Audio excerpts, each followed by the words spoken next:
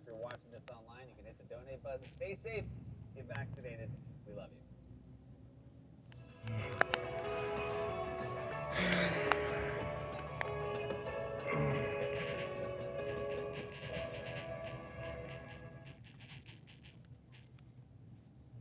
The Queen is holding court. Thank you, darling. The brunch is everything. The mimosa is a hard seltzer. The vibe is good. Vizzy Mimosa is a vibe.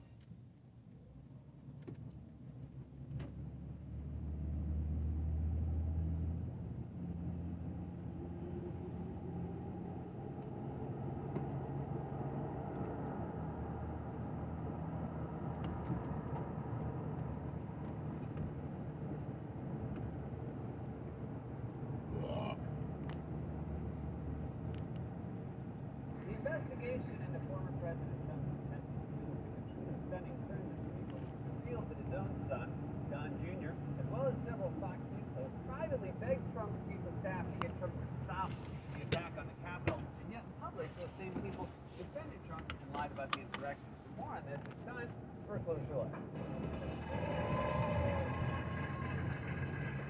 On Monday, on this very show, we did a closer look where we laid out everything we knew about the coup attempt that led to the January 6th insurrection and said that every time you think it can't get more shocking, it does. We taped that segment Monday afternoon, and before it even aired later that night, more shocking revelations emerged. Soon we're just going to have to leave a space in the show where I move my mouth so we can digitally insert words later. You know, like this. Donald Trump held a seance at the White House to contact the ghost of Benjamin Franklin to ask him to overturn the election. It's not perfect, but it's pretty good. The investigation took yet another stunning turn this week when we learned that prominent Trump supporters on Fox News, and even his own son, who have spent almost a year minimizing or lying to us about what happened on that day, were privately pleading with Trump's chief of staff, Mark Meadows, during the attack to get Trump to put a stop to it and telling him what they actually thought of it. It was really, really bad. Evidence that the January 6th committee laid out tonight against former White House chief of staff was truly extraordinary, and it was all evidence that Mark Meadows himself told members of the committee that his own will. And evidence showed that a slew of Fox News hosts were able to show humanity, begging Mark Meadows to get Donald Trump to stop the siege. He refused. Text messages to former White House chief of staff, Mark Meadows, from Donald Trump Jr., from Fox That's Entertainment, messed up. from Trump administration officials, even from some lawmakers that all privately and for a time unsuccessfully begged to do something to stop the violence as the attack unfolded at the Capitol. And they have Don Jr.'s text messages to his father's chief of staff, which means Don Jr. doesn't have his father's own phone number? And if Don Jr. gets relegated to the chief of staff, what does Eric have to go through? Rudy? My father has to make a speech. New phone. Feds took old one. Shrug emoji. Who dis? Eric. Eric who? Eric Trump? No way. I have a friend named Donald Trump. That's my father. Oh wow. Can you give me his number? Whatever else we find out about the actual text, that's embarrassing. Not having your dad's number. That would be like finally communicating with my dad through Wally. Oh, by the way, Wally, what did you think of the show last night? Can you say anything else? Even Kendall Roy gets to talk face to face with Logan, although it's usually just something like, Dad. I've been doing that impression for like 3 months now, and I feel like it gets marginally better every time. I did it on this show for the Brian Cox, who plays Logan, and the nicest thing he can say about it, and this is verbatim, was that it was, quote, incredibly brief. But I took that as a challenge, and I think now I can stretch the impression out. Here's my Kendall Roy if he was planning the Capitol insurrection. I say we storm the place, go full Visigoths, you know, ancient Rome, end of the world, get some Silicon Valley tech, generate some social buzz for us, maybe a big with a Viking helmet, fur hat, get in there and jack a potion or something. Big laconic, I don't know, whatever. What do you say, Greg? Seems great, but also maybe illegal. And Tom said that if I get involved in anything extrajudicial, he would make me eat a big bucket of. So it turns out a bunch of Fox News hosts and Trump's own son sent urgent, pleading text messages to Trump's chief of staff as the insurrection was unfolding, begging him to tell Trump to do something about it. And just so you know, I don't text or communicate in any way with politicians, but if I did, it would be to tell Chuck Schumer to push his glasses up. I don't care how salient a point you're making, my man. When those bad boys are dangling on your nose tip, all I can think is they're going to fall off and he's going to need to buy a new pair of glasses. But the bombshells kept coming when Wyoming Congressman Liz Cheney read the text during a hearing on whether to hold Meadows in contempt on Monday. According to the records, multiple Fox News hosts knew the president needed to act immediately. They texted Mr. Meadows, and he has turned over those texts. Quote, Mark, the president needs to tell people in the Capitol to go home. This is hurting all of us. He is destroying his legacy, Laura Ingalls wrote. Please get him on TV. Destroying everything you have accomplished, Brian Kilmeade texted. Quote, can he make a statement? Ask people to leave the Capitol, Sean Hannity urged. As the violence continued, one of the president's sons texted Mr. Meadows, quote, he's got to condemn this ASAP. The Capitol Police tweet is not enough, Donald Trump Jr. texted. Man, what else was in those messages? There a text from Kilmeade asking Mark Meadows, on Fox and Friends, am I one of the friends or am I the Fox? Also, were you all really shocked that people were violently storming the Capitol? You're the ones who told them the election was stolen. Kennedy was even saying that on the night of January 6th.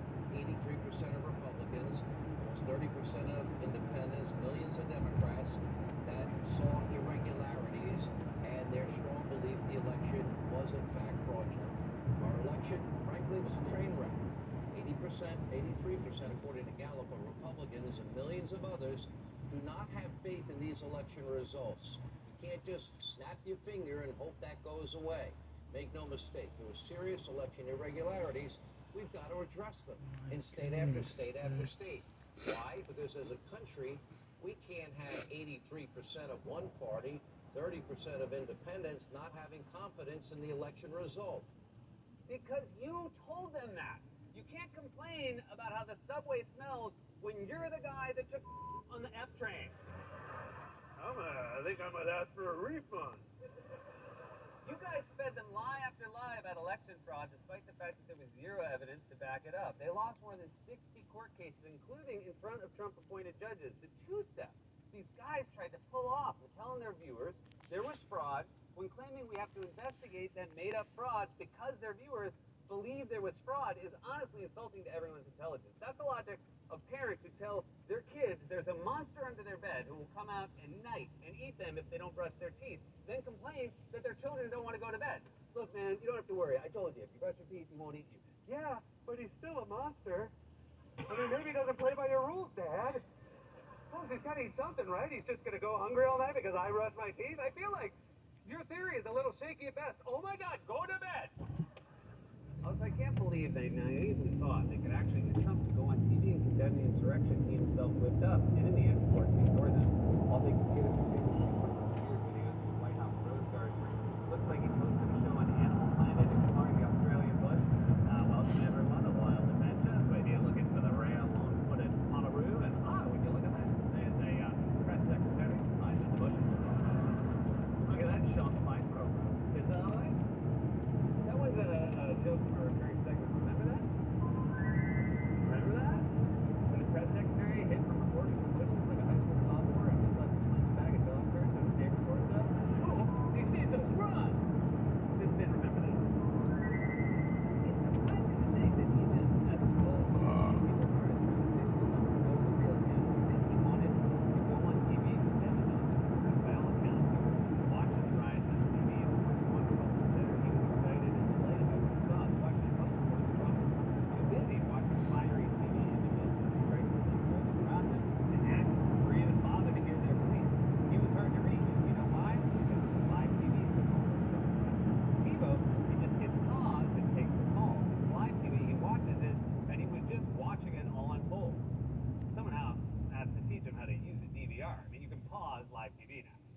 Captain, Verizon technician over to Mar-a-Lago. All right, you're all set, sir. And now can I talk to the people on the little screen? Nope, they're on TV, so they can't hear you. Okay, but just in case they can, is Brian Kilmeade one of the friends, or is he the boss? So what were we saying? So now, what these Fox hosts say privately about what happened. Sorry. So now what?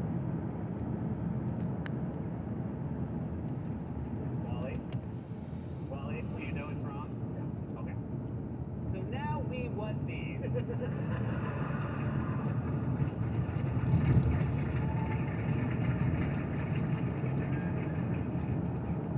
guy. Look at this technical solution. Oh, two-finger Wally to the rescue.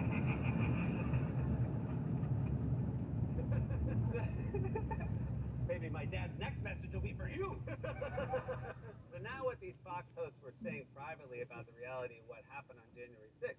In public, though, on their TV and radio shows, they repeatedly went to great lengths to minimize it, to amplify the lies about election fraud that motivated it, and even suggest that there may have been other elements, like Antifa, involved in the riot. The FBI will infiltrate groups, whether it's the mob or Al-Qaeda, and they'll try to beat one of them and unwind a plot before it takes place. Right. Do you think maybe, perhaps, and maybe you don't want to give away your series, you find indications that the FBI was actually pushing for this invasion?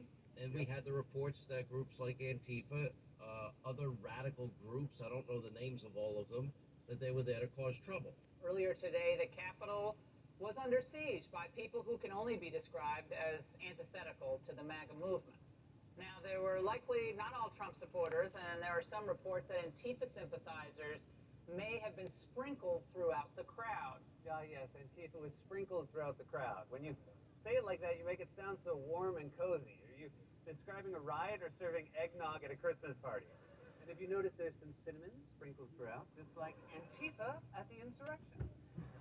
We all saw what happened on TV with our own eyes that day. We even did a live show that night because we didn't know what the hell was going to happen. Had we taped that show in the afternoon, we definitely would have had to digitally insert something like this.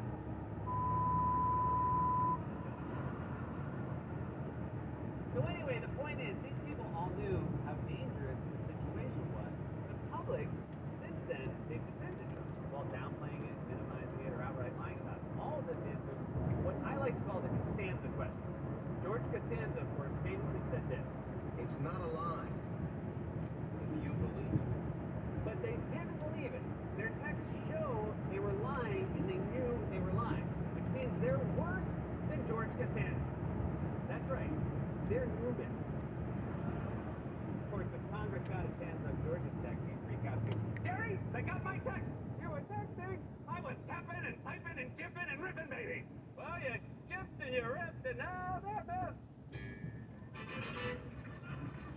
This latest bombshell is so revealing in so many ways. For one thing, Trump's closest allies were pleading with him to put a stop to the violence he refused. For another, they were honest in private about how bad it was, while in public defending Trump and lying about what happened. And they're also the ones who spread the big lie about the supposedly stolen election to begin with. To borrow a phrase, Republicans, if you had a conscience at all, you see all the evidence and Condemn this ASAP. this has been a closer look. God's Love We Deliver cooks and brings over 2 million meals a year to men, women, and children living with HIV, AIDS, cancer, and other serious illnesses, and they need your help. Now more than ever, if you're watching this online, you can hit the donate button. Stay safe, get vaccinated. We love you.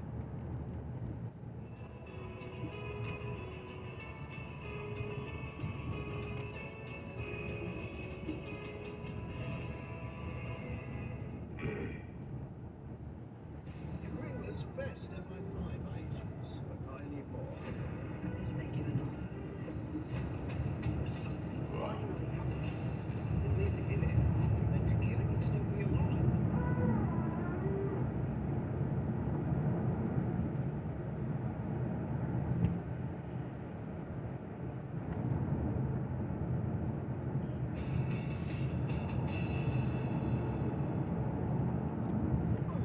Our main story tonight concerns, sorry to say, Tucker cults. A man who gives Tuckers an even worse name than they already have. This week, as he now seems to every week, Tucker set off a bit of a firestorm. So we've got new hairstyles and maternity flight suits. Pregnant women are going to fight our wars. It's a mockery of the U.S. military. While China's military becomes more masculine as it's assembled the world's largest navy, our military needs to become, as Joe Biden says, more feminine, whatever feminine means anymore, since men and women no longer exist. What are you talking about, you performatively outraged wedge salad?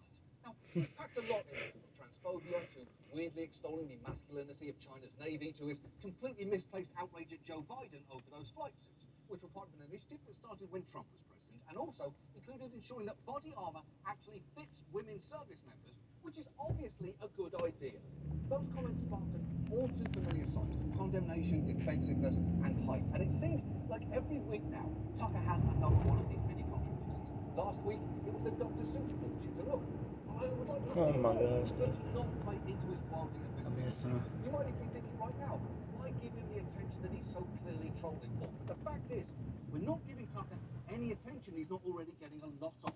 The night he made those strikes and remarks, he was the most watched show on cable. He averages over 3 million views a night and does well in the P25-54 demo, meaning that young people are watching him, as well as the normal Fox audience of retirees and their sad imprisoned pets. He is so important to the network that they are expanding Tucker's presence, launching a new video podcast and long-form documentary series. And if that wasn't enough, Tucker's also been floated as a potential future presidential candidate, which should be seriously alarming because all the things that a conspiracy theorist, a misogynist, Islamophobe, a troll, one of the most dangerous is that he is the most prominent vessel in America for white supremacist talking points. And I already know what Tucker will say about this because whenever this topic comes up, he has the exact same reaction. What does that even mean? White nationalism. Let's be literal for a minute. What is that exactly? I don't even know what white nationalist means, and I'm not going to go down that rabbit hole with you now. Why doesn't anyone ever define white supremacy? What is white supremacy? All right, guys. Have a great one.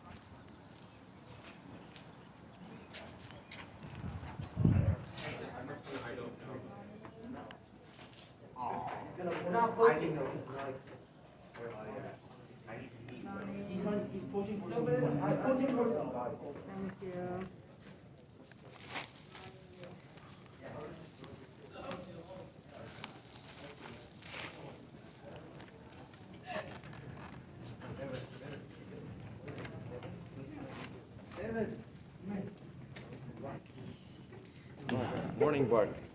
Just do it. Bro, we're not sitting in the gym for 30 minutes, bro. It's just at work. Like, I couldn't get up right away.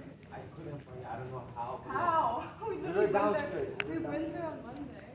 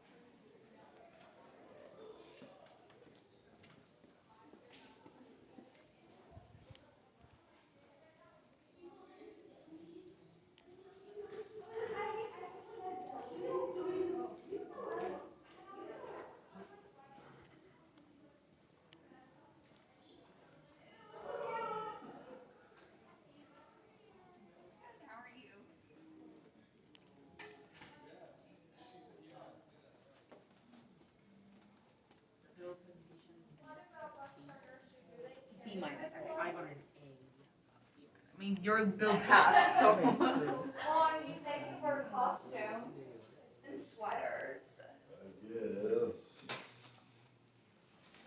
They can look like dum-dums.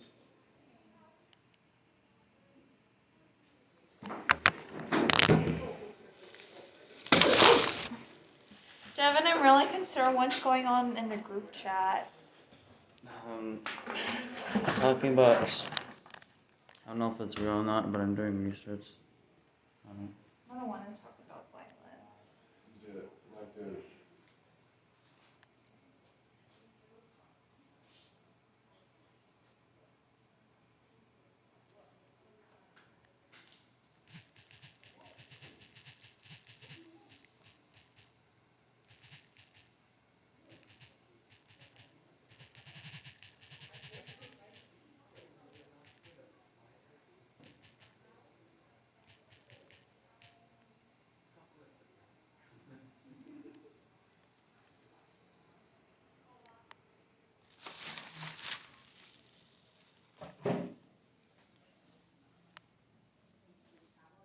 Oh, you did! I never knew that.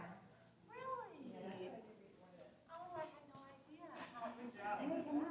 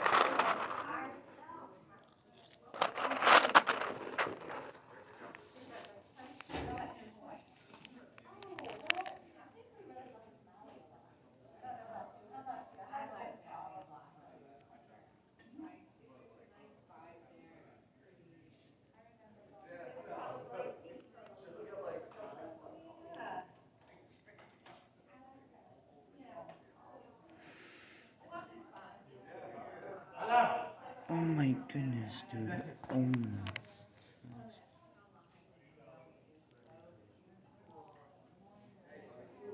What?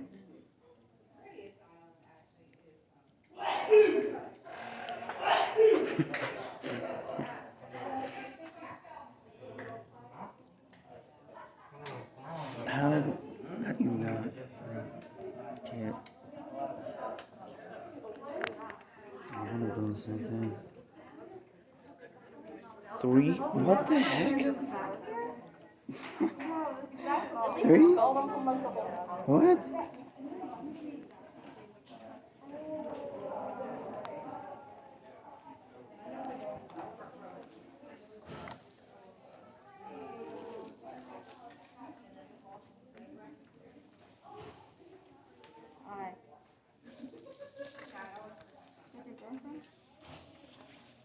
I'm doing the research.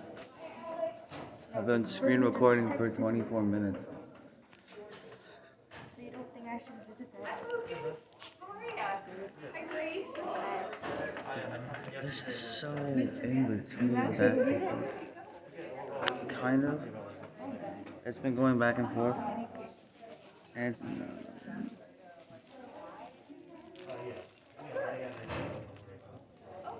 no.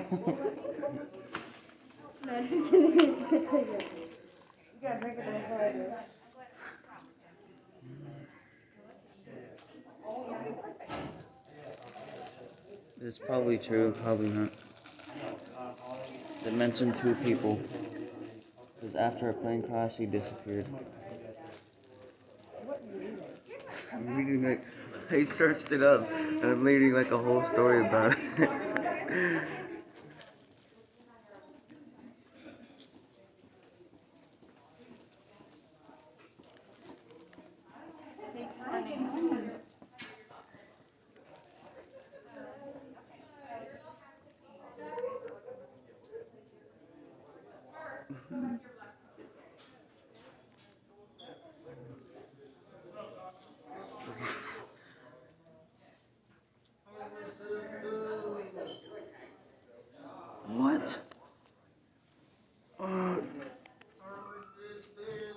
throws hatchets through car windows.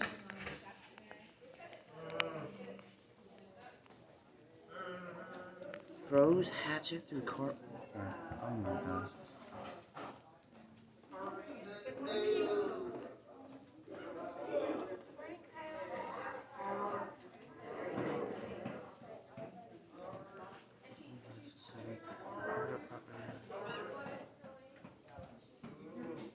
What the heck? One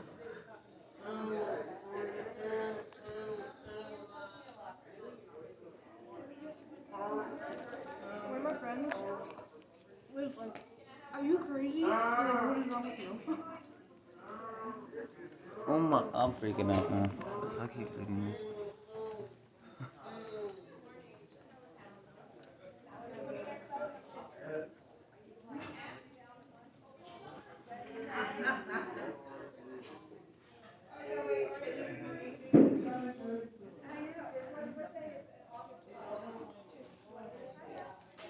How in the world?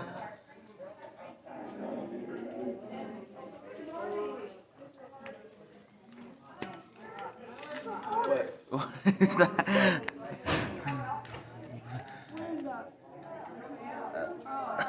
Three shots sour Skittles. Ow.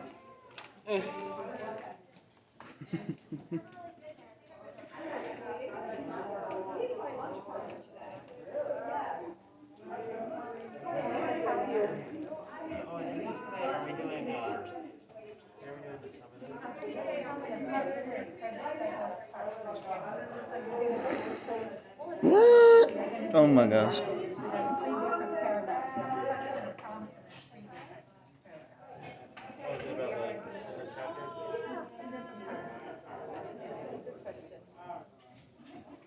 think you'll be fine.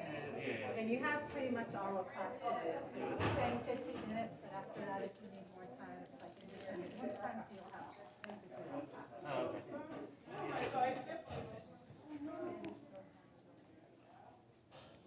Congratulations again on your good work here. So I was so happy, Lucas. Very proud of you. Yeah, way to go. Thank you. You must have What the heck? really tried hard on it, worked hard. Yeah, I took like an hour. I took like an hour to complete it. That's like, I had to, some of the questions were kind of like ambiguous, so I kind of had to be like careful. Like, Ambiguous, good work. Very good. They had like answers that were very like, I know. like vague. They're tricky. I know. Yeah. But good for you for getting that done. Basically what I did was, I basically took like, I basically looked at the answers, like looked at what I was reading, like that's why I took like an hour, I made sure. Good, you double checked. Yeah. Oh, that's great. I heard that getting 5, 6, and 7, that's really rare. Really rare. Very rare, yeah. Yeah, I had maybe like 1 7, 1 7, and I saw a couple 6s. This dude's a murder. Mostly 4s. Oh, 4, yeah. Who passed, and some 3s. Some people didn't quite get there, but they were close. So I'm glad you did it. How do you run off and not notice that? The reading is so well, that's in The axe in your hand. Yes. So that's going to be probably, did you, in middle school, did you have a reading list? Do you remember? I think so, yeah. What? Oh, that's serious. It's kind of like what we've been doing, I think. You're a murderer in your early 20s. Oh my god. Early 20s. Yeah. That will be lower stakes for you. Even if for some reason you don't get 400, at least you have this. Good morning. Yeah, good morning. So that's hopefully you'll pass the message. Definitely. Reading, yeah. Yeah, and I think writing. Writing in.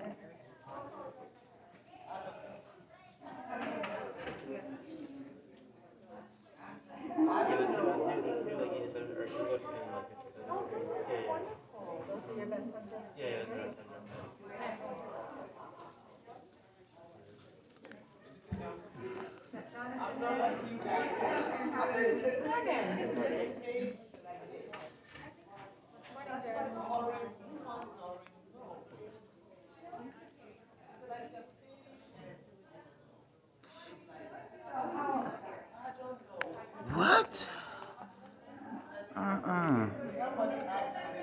There.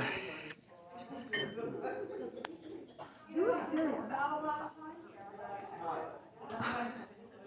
Did you add it? Let me see. Person from my class.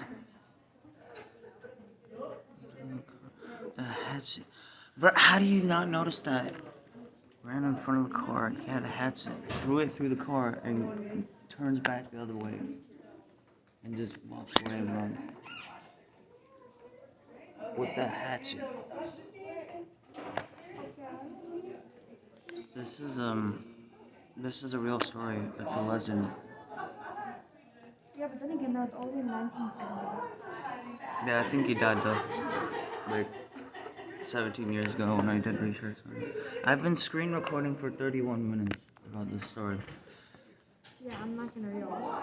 It's been freaking me out because it's like real and not real.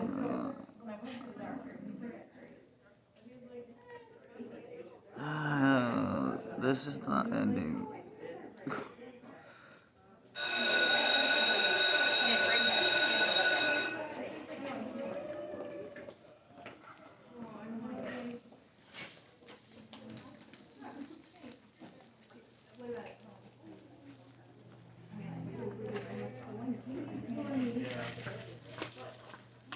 Smack me with a tongue or something. I'm going, bye bye.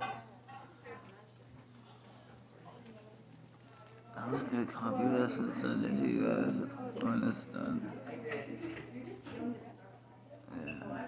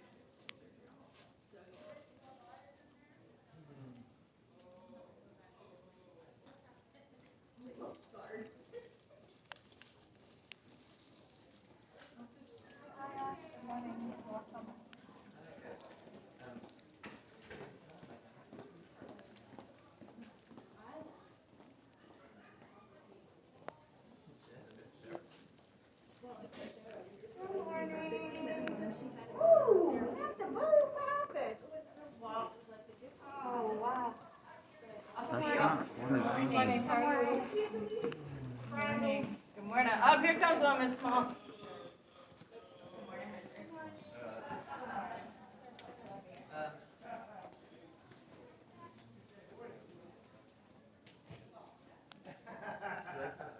I want to hear your definition.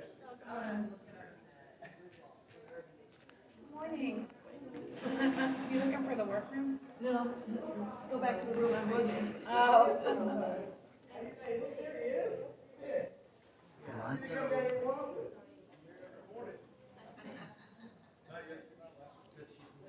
I don't know.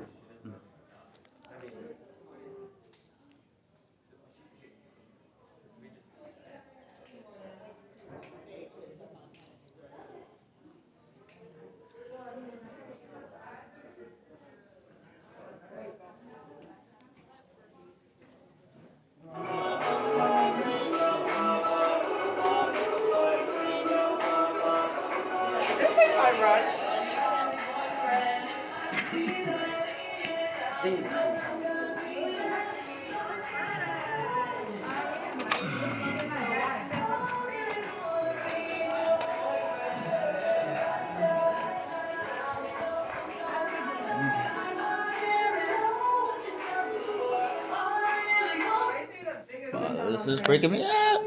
Oh, what song is this? It's called Boyfriend, right? By who? Bedtime Rush. I don't know that song. It was originally a TV show on. It was. What's going on? Early 2000s TV show, and it was basically about a boy band. Logan. Youth Garden Logan. Anybody? Mr. Bear. I finished my notes. Ew. You said we were gonna work on those today, correct? I did. Looking for a boyfriend. I see you there. Give the time and know I'm gonna be there. He's been faking me.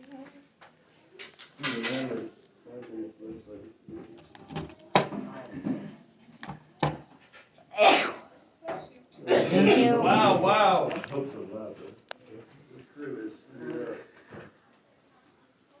I'm gonna be hand sanitizer.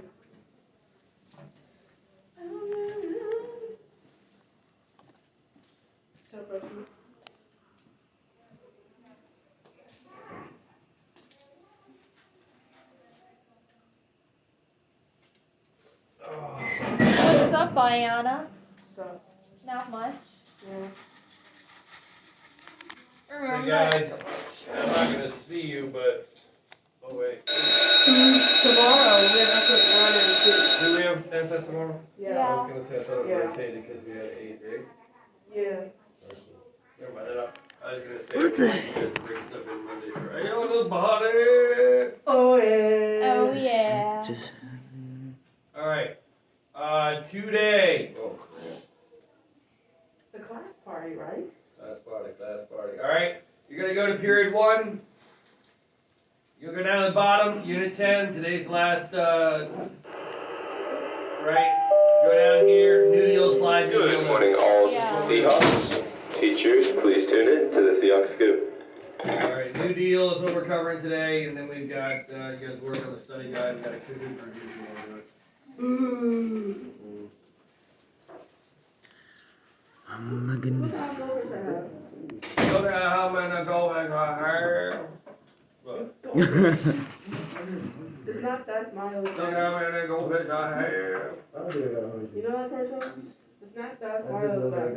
It's that Oh yeah, she said that yesterday.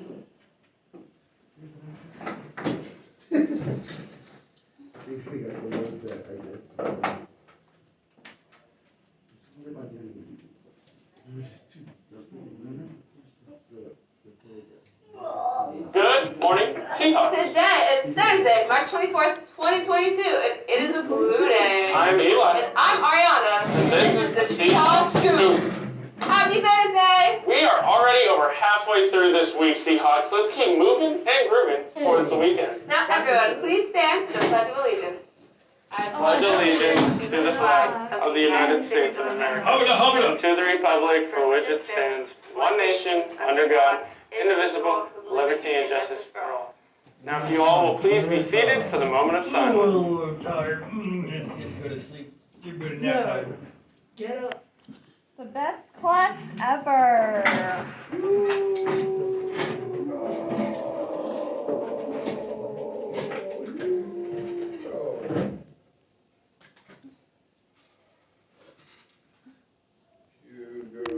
How many people are mentioned in there?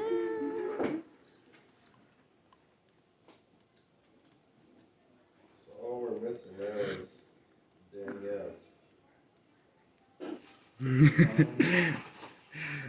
Bruh.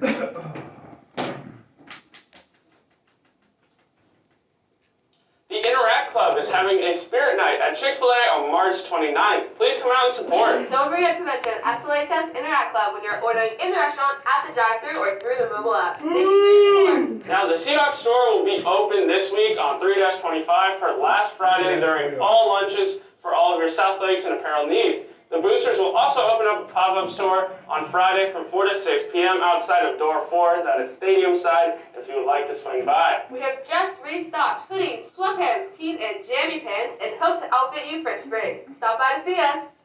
The art department would like to announce a new public artwork entitled Child's Play as part of the STEAM initiative. This sculpture also works and functions as benches for students and teachers to sit on and hold discussions if they wish. You can also just hang out and decompress if you really wish. They are on the courtyard outside door number 2. Go and check it I out. moved it. This project was led and inspired by Mr. Random with some assistance from Dr. Ravenstall, who would like to congratulate the following students who worked on and participated in the project, including its installation: Brittany Milton, Leslie Guevara, Tabitha Zaldivar Mendoza, Brian Lopez Vanilla, Alex Jackson, David Tyndall, Luz Manoz, Yolanda Martinez Montoya, Good job, Olivia Taylor, David Cook, Christian Lawrence, and Valerie Zaldivar Mendoza. Valerie. Tonight, tennis plays Centerville at 4 with girls at home and boys away. Soccer plays Langley with JV at 5:45 and varsity at 7:15. Girls play at home and boys play away. Good luck, Seahawks. And remember, Seahawks, We're living the dream in the blue and green. Have a great day. Yeah.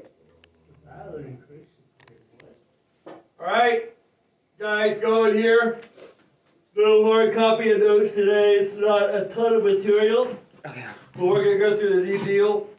Study guide is the same thing that I already gave you, but you will have time to finish that. And like I said, Kahoot review if we so desire. Yeah. So just the notes? I'm doing research on something. Hold on. Rest on. Can you get the door for me, brother? I'm going to get loud and punch you guys out. People to What? Alright, hopefully you guys know the major president for the Great Depression and also into World War II, FDR, Franklin Delano Roosevelt. Right, he's actually going to be president for 13 years. He's actually elected 4 times. That's extremely rare. It's rare. Right? He's running for president, but he didn't actually make any specific campaign promises. All he basically said is, I'm not going to do what Hoover did, which is nothing. Right? He said he's going to try whatever he can. Right? Yep. Specifically, what he's going to do is end prohibition. What does that mean? What was prohibition? What was prohibition? Prohibit means not allowed. What? But what at the time when I say prohibition historically, what did they recently say you cannot drink? Alcohol. Yes. So he's actually going to take that away. So now he's going to let people drink, but you know what he's going to do? He's going to tax it. Right? So he's going to tax it heavily. Even today, if you go buy alcohol or cigarettes, you're paying about 30% more than you should because the government is taxing you a lot. Anything that hurts your health and is bad for you, the government's going to make expensive. So one of his famous quotes, has anybody ever heard this? There is nothing to fear but fear itself. All right? Famous quote that he said during the Great Depression. People were all freaking out. He's like, you know what? So what? It's bad. It's going to get better. Right? He tried to bring people hope. And that there's nothing to fear but fear itself is like, come on, it can't get any worse. Alright, FDR is a psychologist. He used these things called fireside chats. Look at these families huddled around the radio. Families huddled around the radio, right? Wow. He was the first to use mass communication. He used the radio to talk to people, but he used it as like a fatherly figure, kind of reassuring the public, you know, things will be okay. He talked to them about projects, things that were good, things that were bad, but it became like a weekly thing to sit down and listen to what the president had to say. So he came up with something called the New Deal.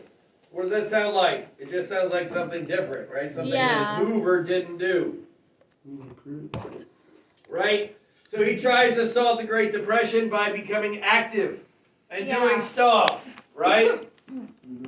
Before that, remember Hoover left the economy alone. He's like, you know what? I'm going to do everything I can. He did more things. He had more programs than any president in history, right? And he made it acceptable for our government to get involved in your life. Before that, government really didn't do much. Today, we actually expect a lot from our government. Who is FDR's wife? Does anybody know this lady? Yeah. Anybody ever heard of Eleanor? Yeah. Right? Yes. Eleanor Roosevelt is probably the most famous, what we call first lady. What does that mean? Oops, what the heck just happened? What's a first lady? Promoted the New Deal. What is a first lady? Shoot, I don't know. The person. The wife of the president. Yes, the wife person of the married to the president, yeah. right? Yeah, Does she have any official position? No. But being the wife of the president Eleanor Roosevelt becomes very famous for becoming his arms and legs. I say that fictitiously, but what was it about FDR that gave him the need for someone to run around and do stuff for him? What was unique with FDR that had a need for someone to run around? Could FDR run? No. Because he was in a wheelchair, right? Remember, he had polio. People never really showed him. The public never showed him in a wheelchair because they didn't want people to think he was weak. Yeah. And they kept it a secret from everyone. But in reality, because he was in a wheelchair, his wife had to do a lot of stuff for him. He came up with 3 types of programs. We call it alphabet soup because everything has an acronym. You guys know what an acronym is, right? FBI. What does that stand for? Federal Bureau of Investigations, right? CIA, Central Intelligence Agency, right? Exactly. So an acronym is 3 letters that stand for something. He came up with tons of programs. TVA, Tennessee Valley Authority. WPA, Works Progress Administration. AAA, Agricultural Adjustment Acts, right? So all of these little programs are given a little acronym. That's why we refer to it as alphabet soup. But they were geared to one of 3 things. Immediate, middle recovery, or long term. Relief is, I'm dead, I'm dying, save my life. Recovery is, okay, you saved my life, I need some time in the hospital. Reform is, okay, now that I'm out of the hospital, let's make sure that never happens again. All right, short term, immediate, sort of ongoing, and then long term. Relief programs provided direct payments and jobs to people. If you basically are out of work and you need money and you need food, what am I going to do? I'm going to feed you. Okay? Yeah.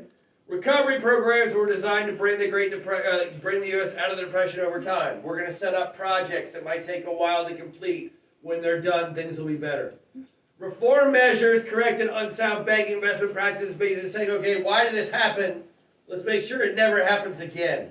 Let's change our government, change our laws. Okay? Those are the 3 ways that FDR dealt with the situation. Some examples. The WPA. Right? This is probably one of the most famous. Work Progress Administration created jobs, put 8 million to work, specifically building airports, repairing roads, putting in schools, all these types of things.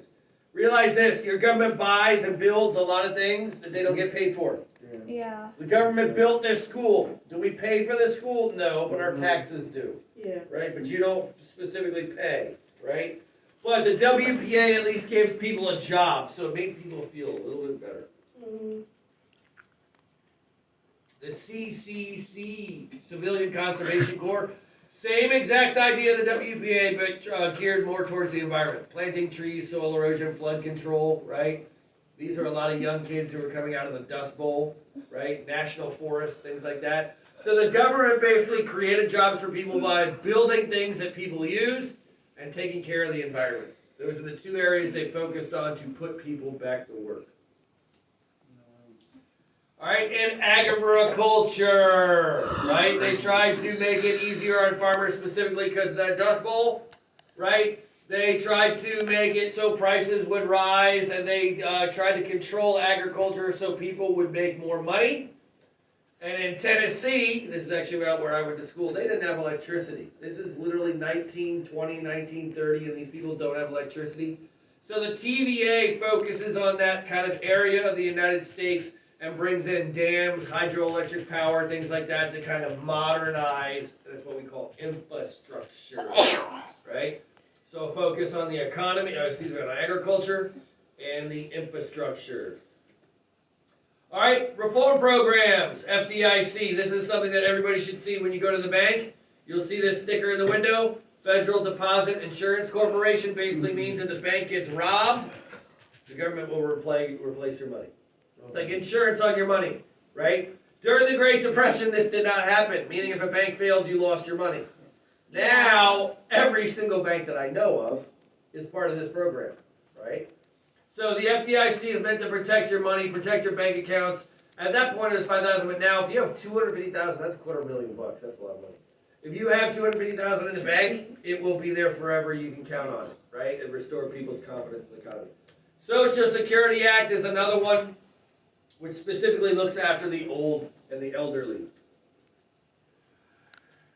Retirees can get paid once they can't work. Dependent children, people who need assistance, will get that assistance. So the impact of the New Deal, right? When we say the size of the government increase, what that means is the government's doing more. They're more involved in your life, right? They intervene in the economy. But the U.S. went well into debt, right? And it's not until we actually get into World War II that we come out of the Depression. It sounds weird that it took but basically during the first start of World War II, we became a store. We sold tons of weapons, and that helped us get out of the Depression. Here's a clip. Yeah, I'm gonna call it right now. I think I found the single biggest product today. Stupid ads. It's this Google Chrome extension called Google on you. When Franklin Roosevelt became president, he offered a New Deal for the American people. What was the New Deal? How was it put in place? One of the primary reasons Roosevelt won the presidency in 1932 was because he promised to try and do something to end the economic crisis the country was facing. As he entered the office, Roosevelt hoped to do three things. First, he hoped to provide relief for the poor and the unemployed.